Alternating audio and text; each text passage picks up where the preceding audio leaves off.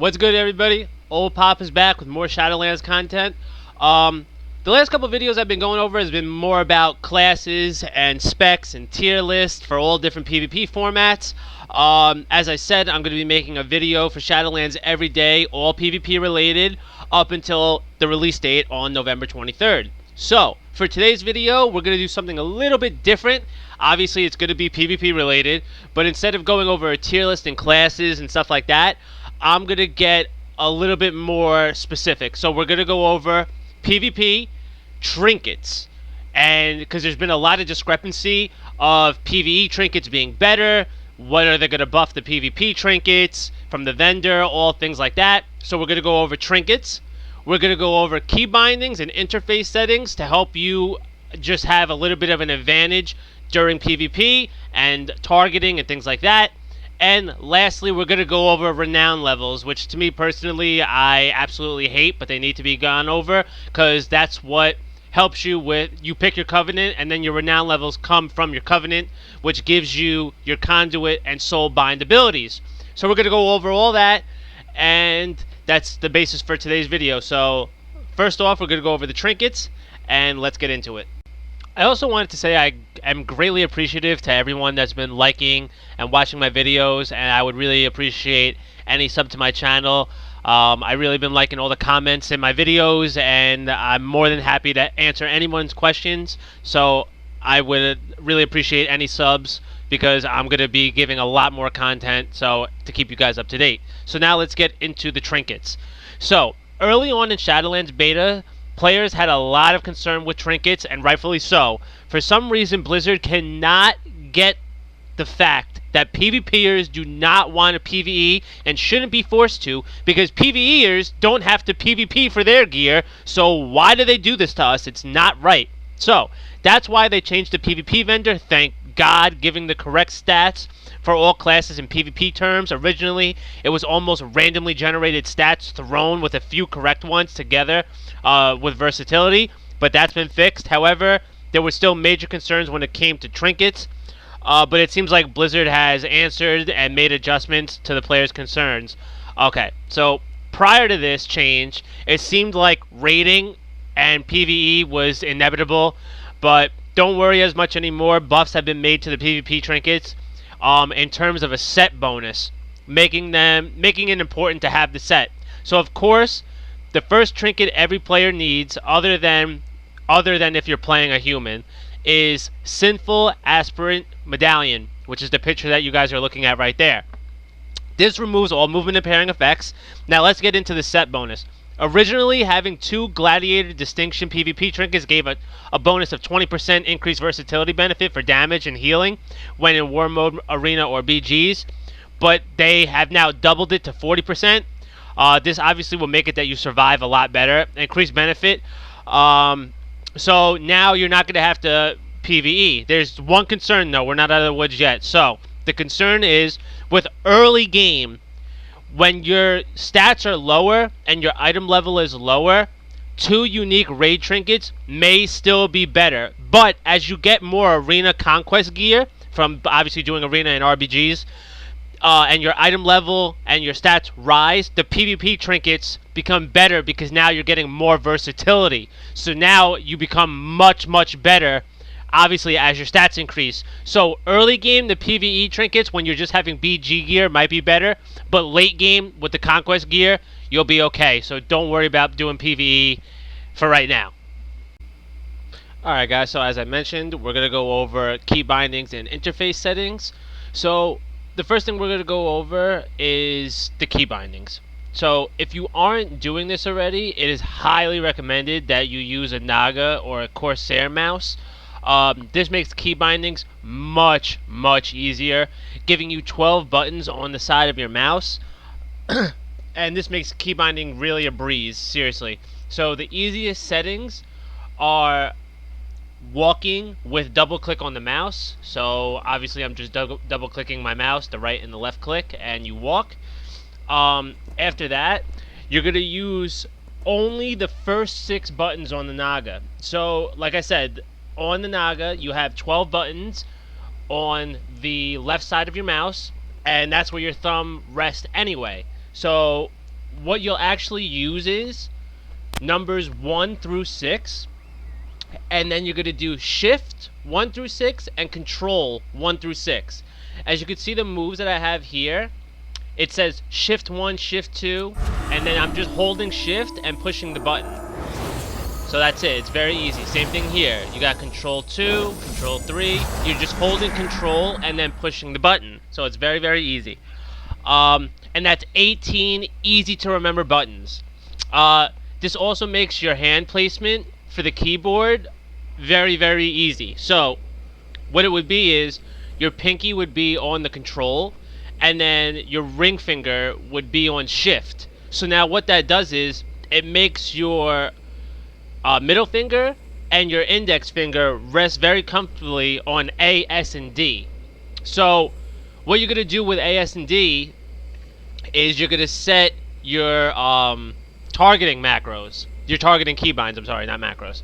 Your targeting key bindings. So A would be target enemy, S would be target friendly if you're a healer, and then D would be target self. It's very easy, it's comfortable, that's exactly where your hand would rest, and it just makes the key bindings very, very easy. So now we're going to get into the interface. So we'll do this first. So for combat settings, so first we'll go to interface, and we're going to do control setting first. So you're going to want sticky target clicked. And here's why. What it does is it makes sure that you stay on the target even if you accidentally click the ground. Like, see my my mouse right here? If I accidentally click the right or the left without pushing them both at the same exact time, it might make it that my target, I click it off my target. But with sticky target, it makes sure that you're always on the target. You 100% want this. It's very, very convenient, and that way you know that your target will always stay on. So that's the only thing that we want out of the control interface. The next, we're going to do combat. The one thing that's highly recommended here is target of target. So what target of target does is it shows you what your target is clicking on. I'll see if someone has it on right now. No one's looking at anybody. But what it does is it shows you what your target is looking at. So that guy right there, he's looking at Gorham, he's at the vendor. And what this does is it makes it really, really convenient during arena. It'll let you see what they're targeting, so if they happen to switch off and you think they're going to start a CC chain, you could react accordingly. This makes it very, very convenient. And what else do we got here? The last thing is under display. So under status text, you're going to want both. And here's what it does. So you can see my character. It shows percentage and the exact amount of health and mana that I have. That's what happens when you click both. It'll show the exact number and the percentage. So the reason why you want both is because let's say you're a class that has an execution style move. When somebody gets to 15 to 20% health, you can see it. If they drop to 10%, you can see it. That way you can use your execution move. And then same thing with the health, you can see the exact number. So it makes it very convenient. And the only other thing that I would recommend is to have lock action bars. God forbid that you slip up and it comes off of your toolbar, you know what it was. That way you never have to worry about that. And if you did want to move a move, all you have to do is hold shift click. And the last thing in the interface that we're going to go over is show numbers for cooldowns. So all this does is it shows you how long the cooldown is on the move. So I'll show you. Now it shows 3 minutes. This is really good when it's like a move that has 7 seconds, 13 seconds, like Mind Blast. Mind Blast is a 13-second cooldown. It'll tick down the exact numbers. So this is definitely crucial. It's just convenient, and you don't have to worry about anything like that. So that's it for the interface settings. So just real quick, in case you were wondering what the Naga mouse or Corsair mouse looks like, that's what I'm referring to with the buttons on the side. This is the exact mouse that I own myself. And now we're going to go over Renown levels and conduits, covenants, soulbounds, all that good stuff. So here we go.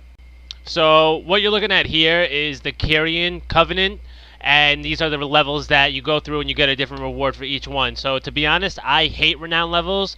These give you a weekly level and quest reward for your Covenant choice, whether it's Necrolord, Kyrian, etc. It doesn't matter. They all have 40 levels, and you get 1 level a week. That's later on, and you're doing this by doing quests. Early in the beginning, you're going to get levels much faster. Within the first 2 weeks, you'll probably get 10 to 12 levels. So, that being said, each level gives you a unique reward. Some of these rewards are going to be must-haves at later arena rankings for any advantage you can get on your opponent, and all high-level rating teams will have them. So, at level 7 and at level 22, the reward received is an unrated PvP item level. The maximum item level that unrated PvP rewards can be upgraded to is increased. So as you can see right here at level 7, this is the first one. It says it right there, the maximum item level for the PvP reward is increased. And I'm going to show you the one at level 22. So now here's the one at level 22 of Renown level. Again, it increases the level. It's a must-have. These levels also affect your soul binds. So for example, at level, what level was it? At level 9 for Kyrian, and it keeps happening later on. There's multiple levels this happens. You get access to the 4th row and 5th row of Clea's Soulbind trait. This is for Kyrian. In early levels, you gain these levels quicker, like I mentioned, but later on it's going to come down a little bit. It's going to get tighter and tighter, so just keep that in mind. And to explain further how this works, it's almost like a branch tree. You pick your Covenant, and then they essentially give you a talent tree. This is where your conduit and your soul binds come. They fill up the talent tree, okay? So it's pretty much, that's the easiest way that I can explain it. Alright guys, so that's it for today's video. I figured this would cover multiple aspects and help you guys out. All this information is pretty much must-know information. I figured this would cover things from beginners to people that are more advanced, that they want to know what's going on with the Renown levels and didn't have access to the beta, and what's going on with the Trinkets and the PvP vendor. So I hope this helped a little bit more deeper specific questions. Like I said, I've been enjoying putting this content out. You're going to get a video every day until Shadowlands is released. I'm still going to give out more content when Shadowlands is out, but this is just to have everyone prepared for when it is come out. If you guys have been enjoying my content, like I said, I would really greatly appreciate any sub to my channel. And as always, thank you guys for tuning in.